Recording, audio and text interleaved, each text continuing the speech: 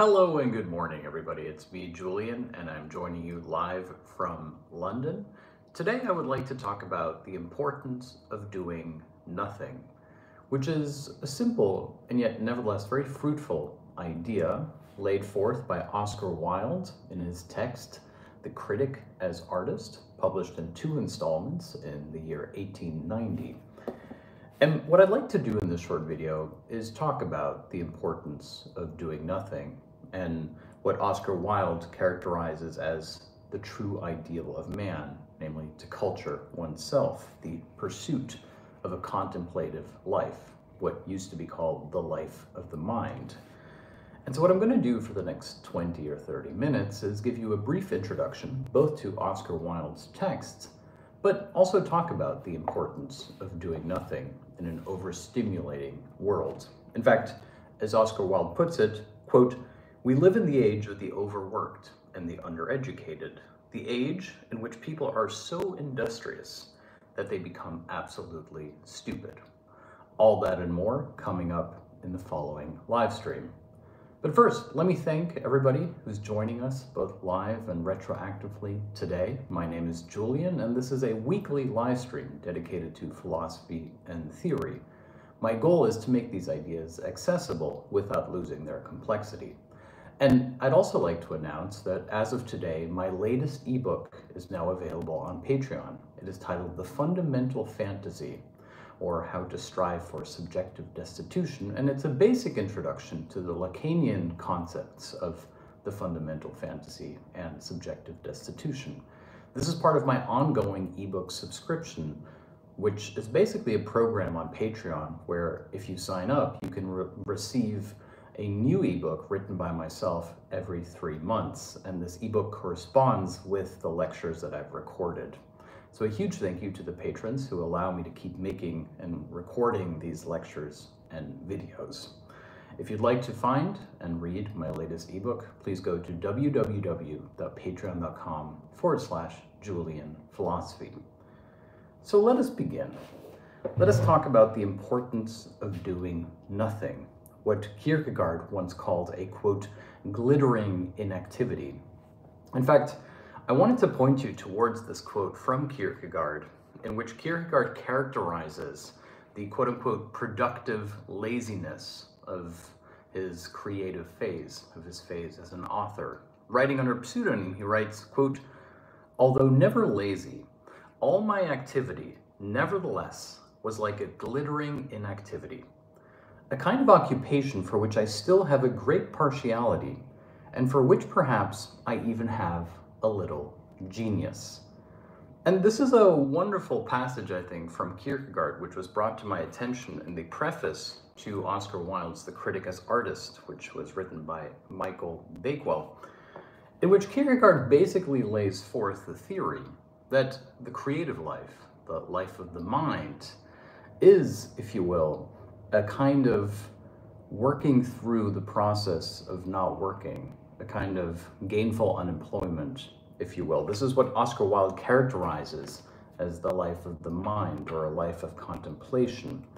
Or, to put it somewhat differently, Oscar Wilde says it's not simply about the difference between an active pursuit and laziness, but instead it's about creating and setting problems for yourself, creating artistic and aesthetic limitations for yourself that essentially guide your actions. But let me give you an example. Oscar Wilde puts it like this. Oscar Wilde says, "How often do people ask you, what are you doing? Or what are you gonna do? And how rarely do people ask you, what are you thinking about? Or what are the thoughts that you are having?" As Oscar Wilde puts it, people ask, what are you doing? But never, what are you thinking? In other words, we live in a society that values activity. It values the quote-unquote pragmatic man, but it doesn't really value the idea of contemplation or thought. In fact, as Oscar Wilde argues, there's always something dangerous about thought. He says, any idea that is not dangerous is unworthy of being called an idea at all. But his basic argument is that the contemplative life is in and of itself a kind of resistance, a kind of, if you will, danger to the status quo. Oscar Wilde's basic position, therefore, is that, quote, to do nothing at all is the most difficult thing in the world. He says, we live in a world that emphasizes and celebrates and values pseudo-activity. Everybody running around, doing things, appearing to be busy. In fact, from a moral standpoint, it's supposed to be very bad if you're not doing something with yourself. You are undeserving of recognition or social support.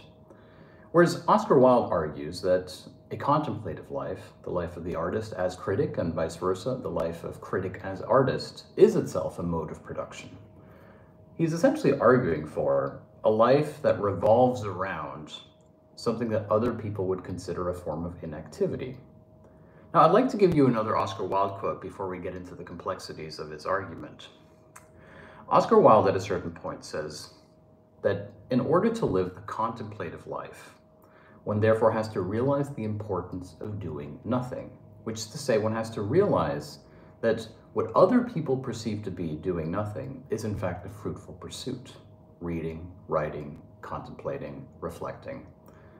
Now, Oscar Wilde puts it like this. He says, self-culture is the ideal of man, or, in his own words, the contemplative life, the life that has for its aim not doing, but being, and not being merely, but becoming. And I think that this is actually a very worthwhile distinction. It's essentially a metaphysical or philosophical proposition that Oscar Wilde makes. He's basically saying that the contemplative life isn't merely a life of consumption. It's not that you're sitting at home just reading books passively or watching movies in today's society passively. It's that you're an active interpreter of the reality around you, which is to say, you're not simply doing something for the sake of doing it. You're not falling prey to commercial activities. Instead, you're being. You are simply being, and yet not merely being, but in so doing, becoming. Which is to say, Oscar Wilde essentially creates an inversion of sorts, in which he says, when you are at home, reading and writing and thinking, taking the time to do nothing or doing something which others might consider to be nothing, you are in fact more present, you are more active, you are more alive than you might otherwise be. Whereas when you're running around engaging in various forms of pseudo-activity, you might feel in that moment like you are doing something, but in fact you are doing nothing. In fact, in another one of Oscar Wilde's characteristic inversions, he says, it is far more difficult to talk about something than to do it, which is to say he is emphasizing thought and speech over the mere appearance of action. It's essentially an inversion of the adage that it is simple to talk about, that something can be simple in theory but difficult in practice.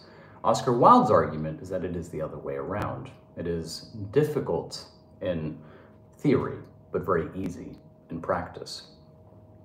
Now, I'd like to briefly introduce this text before we talk a little bit more about the complexities and perhaps the limitations of Oscar Wilde's argument.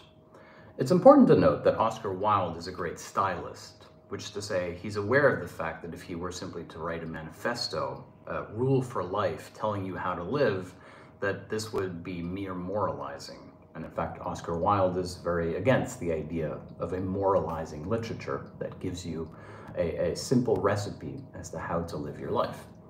And so Oscar Wilde essentially structures this book, The Critic as Artist, as a dialogue between two fictional, very wealthy young men, one of them called Ernest, the other one called Gilbert. And it's almost like an ironic reworking of what you might call a Socratic dialogue, which is to say one of them is laying out theories, usually this is the character of Gilbert, and the character of Ernest is the one who is a little bit more cynical, who questions and somewhat undermines Gilbert's positions. In fact, one could go as far as saying that Oscar Wilde is speaking in his own voice when he is laying out the theories of Gilbert on art and creativity and life, but his inner voice that sort of questions his own sincerities, the one that sort of ironically undermines his every position, is the voice of Ernest. And one of the things that he's trying to do here is essentially lay out what you might call a theory of criticism. What does it mean to be a critic? After all, the traditional cynical approach to criticism would hold that the critics are those who can't do it themselves, that artists are the creative individuals and critics are failed artists, and therefore they're the ones who undermine art. Or another cynical sort of bourgeois attitude is that the critic is the one who interprets art, who makes it something that can be understood by the masses, who essentially parses art for the best art and rejects the lowest art so that the public knows what it encounters is of value. Oscar Wilde rejects both of these positions, which is to say Oscar Wilde doesn't believe that the critic is a failed artist, nor does he believe that the critic is simply a mediator between the public and the artist's work. Instead, he lays out what you might call a dialectical theory of art and criticism, which is to say Oscar Wilde holds that art is itself a form of criticism, but that vice versa, criticism is itself an art form. Or, to put it somewhat simply, he essentially argues that both the critic and the artist are engaged in what you might call an aesthetic project. So let me try to explain in Oscar Wilde's own words what he means by this. Oscar Wilde says that what the artist and the critic have in common is that they set themselves creative limitations. Now, on a very basic level, I think this is actually very important. For example, if you want to make a movie, it can be very helpful to set creative limitations. Often the great works of art are made under situations of both financial and physical duress and hardship. Whereas you can give a director all the money and time in the world, and often he won't be able to tap into his genius. And yet, this isn't merely Oscar Wilde's argument. It's not about the creative conditions that come with hardship. Instead, Oscar Wilde believes that an artist is someone who essentially, instead of trying to provide you with answers, is trying to formulate questions. But not simply open-ended questions, but instead what you might call problems. Theoretical, aesthetic, metaphysical, and indeed philosophical problems. Which is to say, when an artist creates a painting, he's not simply trying to put onto the canvas his feelings. It's not simply an expression, nor is it merely a decorative art. Instead, the artist is participating in what you might call the tradition of art. Oscar Wilde holds that to be an artist, one has to participate in the tradition, which is art. One has to have studied the masters. One has to have cultivated one's own style and approach. Therefore, for Oscar Wilde, in order to be playful as an artist, one must be deeply serious, and vice versa.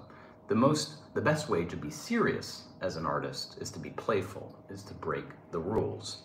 One of these characteristic Oscar Wildean inversions, what you might call the serious nature of play and the playful nature of being serious. In fact, Oscar Wilde puts it like this. He says, quote, "I conceived it as my task to create difficulties everywhere."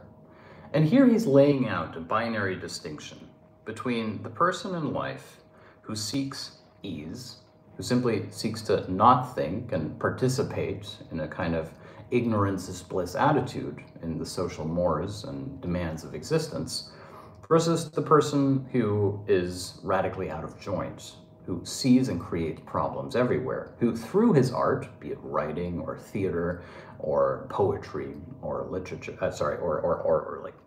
fine art, essentially articulates these problems in novel ways.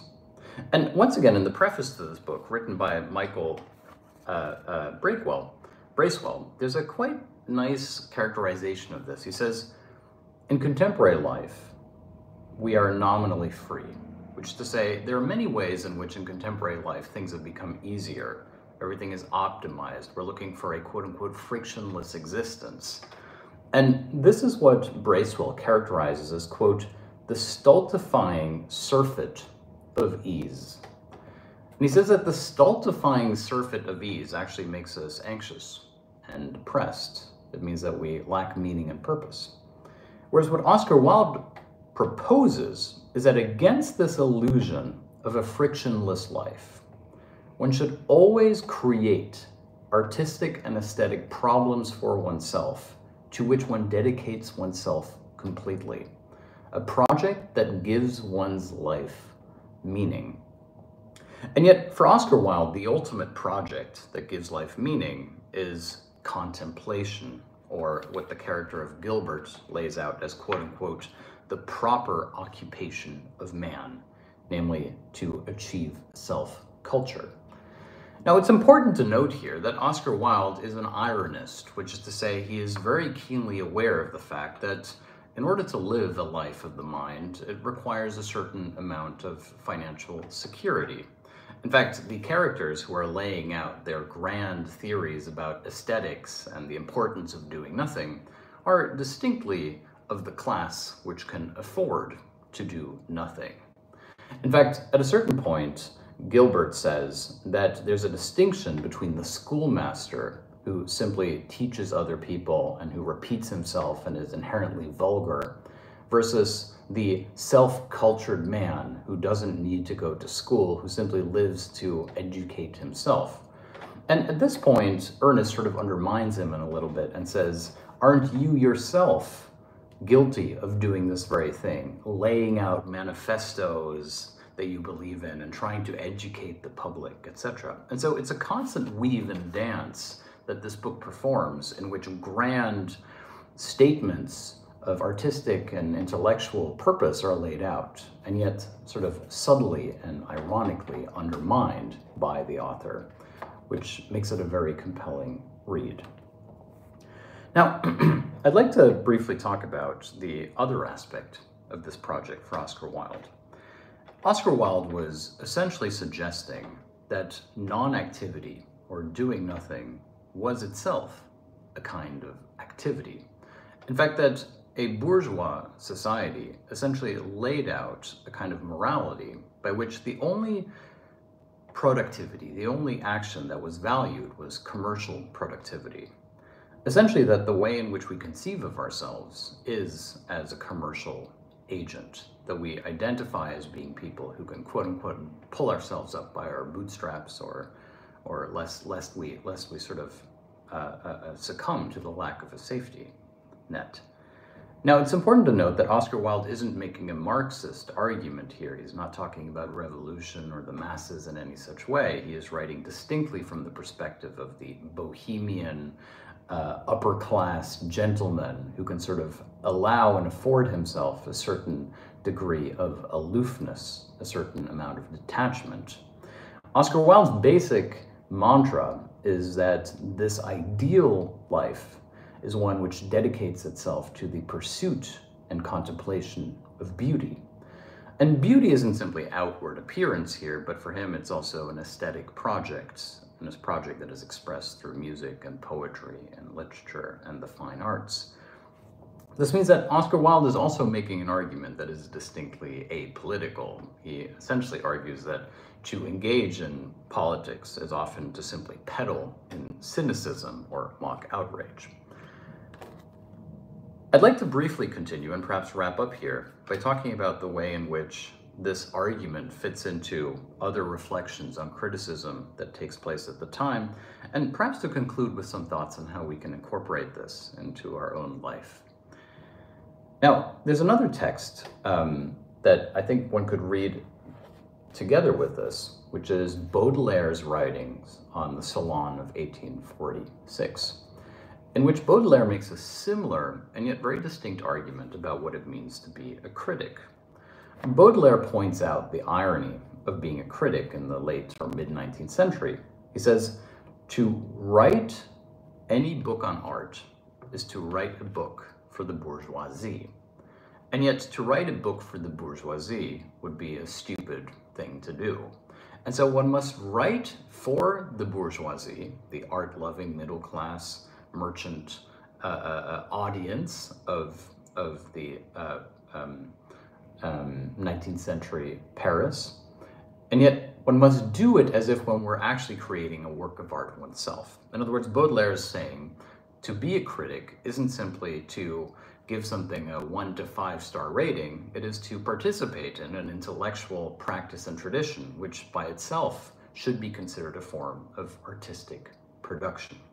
Here one can already see a foreshadowing of how Louis Althusser would later argue that theory is itself a form of practice, that thought is itself a form of activity. Perhaps even further, one could say that there is a certain foreshadowing of the Lacanian argument, much later, that fantasy is not the opposite of reality, but fantasy is what essentially fills in reality, allows us to access it. Baudelaire's argument, therefore, is that the study and contemplation of said expressions of fantasy by means of artistic production and the way in which they are written about is itself that which creates society and how it sees itself. Therefore, Baudelaire is essentially laying out that the task of the critic is to realize the seriousness of his work. And Baudelaire gives the writer, the presumptive critic who writes about art, who engages in the contemplative life, 3 tasks. Baudelaire says that a critic must have principles, which I'll explain in a moment, and he must be political, but above all, he must also write with a certain ease. Now, that's a very stylistically dense thing to say, but what Baudelaire means is that the critic can't claim to be objective, which is to say the critic must take a stance. He must situate himself on some side of the artistic intellectual spectrum and weigh in from this principled stance. Now, one of the things about contemporary culture is that we often lose this investment. For example, if we have an interdisciplinary conversation, the supposedly post-ideological approach is that everyone should weigh in, and that if we get a perspective from a quantum physicist and a perspective from a philosopher and a perspective from an artist, we can take a little bit from each, and in this melting pot of intellectual curiosity, we can achieve some form of novel idea.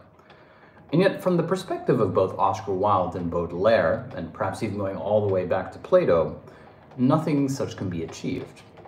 For them, we can only ever participate in what they would call a truth process if we articulate and define very clearly what principle it is that guides our understanding. Now, for Oscar Wilde, this means that both the artist and the critic has to write from within the perspective of an intellectual and aesthetic tradition and project, which is to say they have to situate themselves within this lineage of art and thinking. And for him, the contemplative life, therefore, is the life that spends its time both taking in that which is new, so as to examine from within the unfolding of what he calls a form of spirit, but at the same time, it is to read and see and learn about that which has come before. Oscar Wilde is therefore essentially advocating for a kind of humanism, a kind of enlightened humanism, which therefore creates a very active sense of participation in social life, however, which comes at the cost of a seeming non-participation, of a seemingly idle life, a contemplative life in which the individual cultures himself. Now, I want to briefly conclude here, and perhaps you can hear the rain, the patter of raindrops in the background as it is raining outside right now, which lends this recording hopefully a cozy ambiance. I would like to conclude with some individual thoughts on this idea, the importance of doing nothing and the idea of the contemplative life. I think it's very important that one identify a reason to live. That's a grand statement, and it might have a different resonance for different people. And yet, I think one of the traps of living in the 21st century, which Oscar Wilde already anticipates, is he says that we feel detached from everything. We feel detached from people, we feel detached from history, we feel detached from ideology, religion, etc. We're supposed to be the most free, and yet in many ways we feel unfree. We feel like we don't know what it is that we ought to do. And what I find very inspirational about Oscar Wilde's writing and the critic as artist is that he's essentially saying that both the critic and the artist are people who care very deeply about the world, who have a great sensitivity to the world. And yet the way in which they make sense of it is by having one foot in and one foot out. And he's very aware of the fact that this is an idealized dream of a certain intellectual existence, what you might call the life of the mind. And yet it's very hard work. It's very hard work to dedicate yourself to one thing entirely, be it the creation of art or the contemplation of the artistic tradition. In fact, Oscar Wilde's own solution that I find very elegant in this book is that he essentially not only posits that the critic is an artist and that the artist is a critic, but in his own stylistic way, Oscar Wilde solves the problem by writing as both critic and artist, which is to say this is essentially an essayistic philosophical tract on the importance of doing nothing and the importance of art, the contemplative life, and yet he presents it as itself a kind of play, as a fictional dialogue between two characters.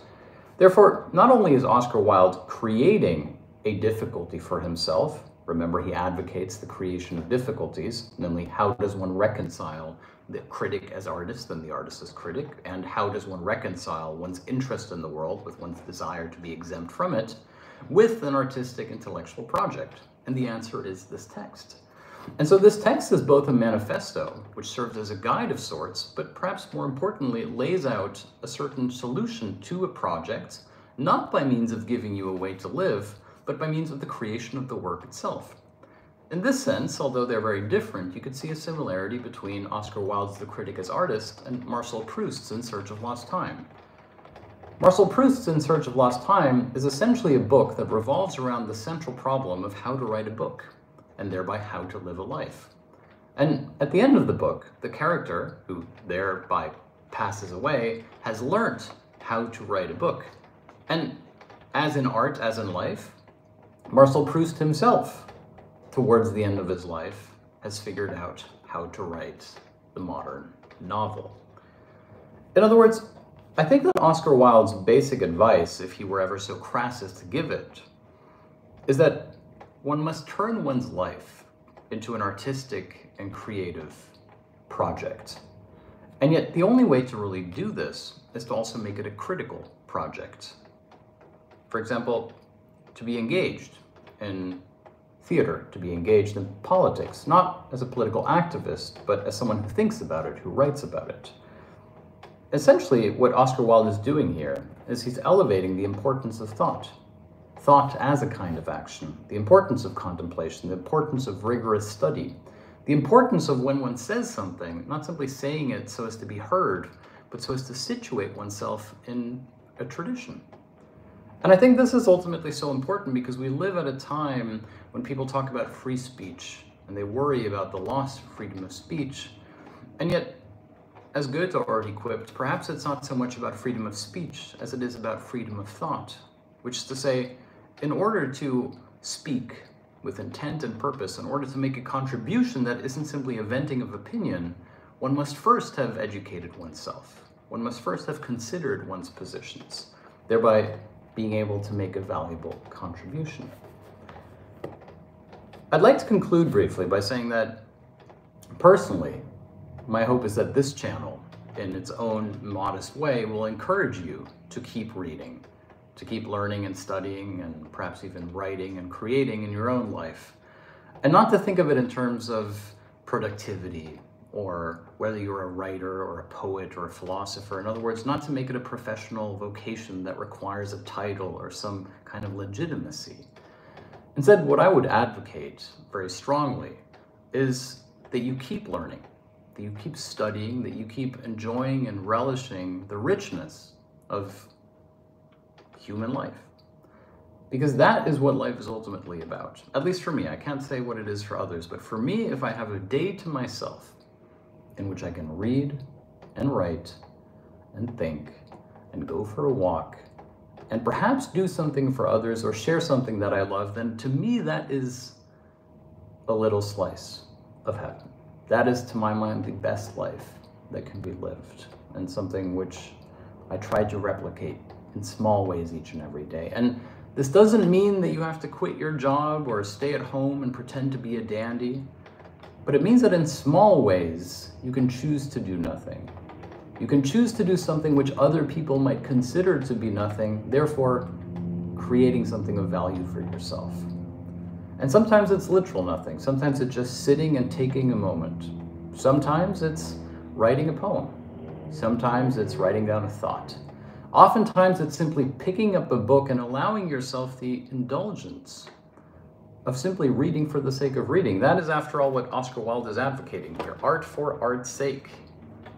That the expression of human ingenuity, human compassion and empathy and sensitivity is the very meaning and purpose of life. And that once we reduce it to a commercial activity, once we consider art and creativity and thought as something to be produced, we lose a vital element of it.